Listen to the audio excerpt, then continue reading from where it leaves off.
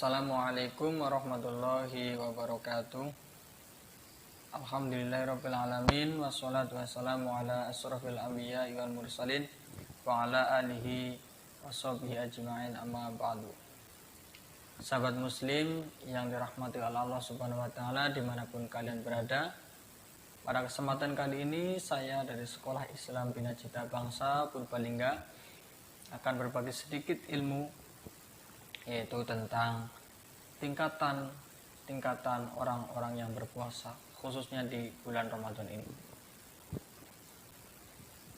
Sebelum saya menyampaikan 3 tingkatan tersebut, perlu kita ketahui bahwa ibadah puasa memiliki kedudukan yang sangat istimewa dibandingkan dengan jenis ibadah yang lainnya, khususnya di bulan Ramadan ini ya. Terlebih puasa Ramadan juga menjadi sebagai bagian dari salah satu rukun Islam. Termasuk pula puasa sebagai ibadah yang mendapatkan pahala langsung dari Allah Subhanahu wa taala.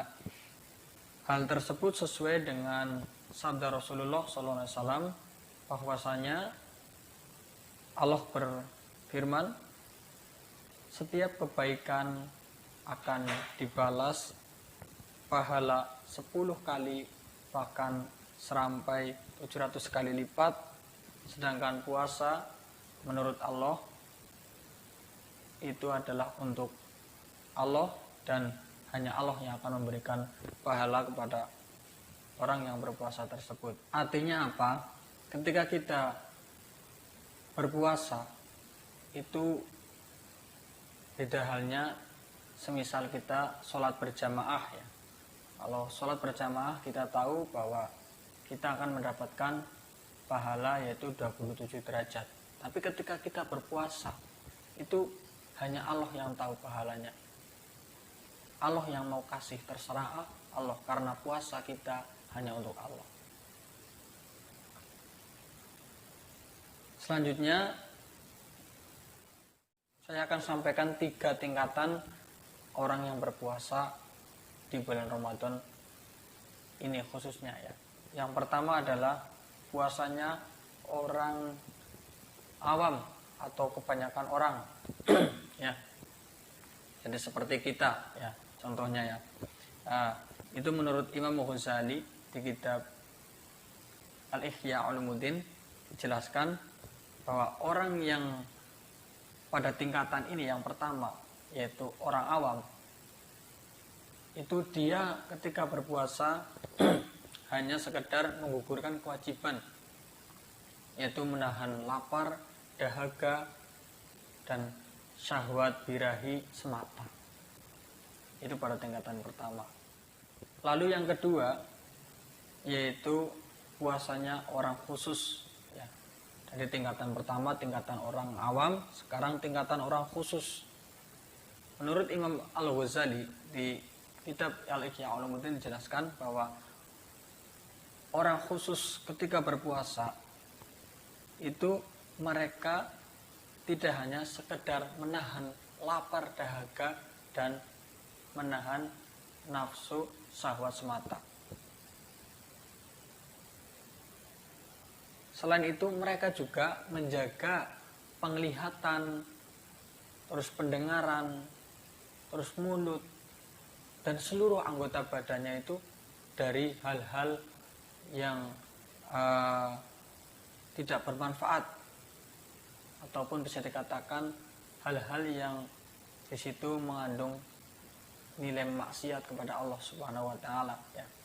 Kedurhakaan mereka kepada Allah Subhanahu wa taala. Nah, ini termasuk puasanya orang yang khusus pada tingkatan yang kedua ya. Jadi mereka itu selain menahan lapar, dahaga, mereka juga menjaga seluruh anggota tubuhnya ya, dari bermaksiat kepada Allah Subhanahu wa taala. Itu pada tingkatan kedua.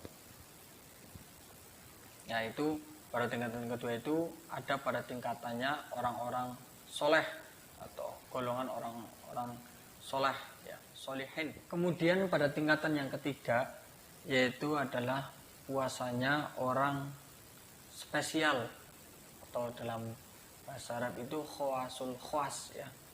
Khawasul khas, orang spesial, orang yang lebih dari khusus ya, lebih dari khusus ya. Tadi adalah orang yang khusus, sekarang orang yang lebih dari khusus atau orang yang spesial. Bagaimana pada tingkatan yang ini? Ini adalah tingkatan para nabi ya. Jadi mereka benar-benar memang ketika menjalankan puasa itu semata-mata hanya mengharap ridha Allah Subhanahu wa taala. Makanya mereka itu ketika beribadah itu benar-benar dia itu menjauhkan dari sifat-sifat keduniawian ya. Bahkan di dalam tingkatan yang ketiga ini, tingkatannya para nabi, mereka itu saat berpuasa itu tidak rela, saat mereka justru lalai mengingat Allah Subhanahu wa taala. Dia itu tidak rela ketika dia berpuasa tapi dia lalai dengan Allah Subhanahu wa taala, meninggalkan sunnah-sunnah Rasulullah SAW, apalagi meninggalkan kewajiban, itu mereka itu tidak rela. Ini adalah tingkatan nabi. Sebab apa? Mereka itu ketika berpuasa, mereka itu hanya fokus ibadah puasa yang dilakukan hanya semata-mata mengharap ridho Allah Subhanahu wa taala, sehingga puasa pada level ini adalah termasuk puasa dalam kategori yang paling utama ya.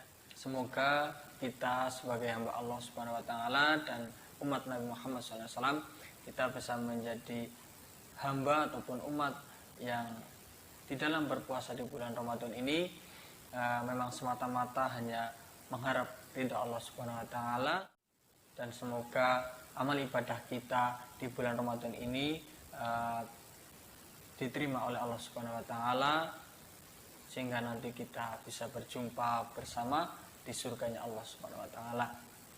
Mungkin sekian dari saya, kurang lebihnya mohon maaf. Assalamualaikum warahmatullahi wabarakatuh.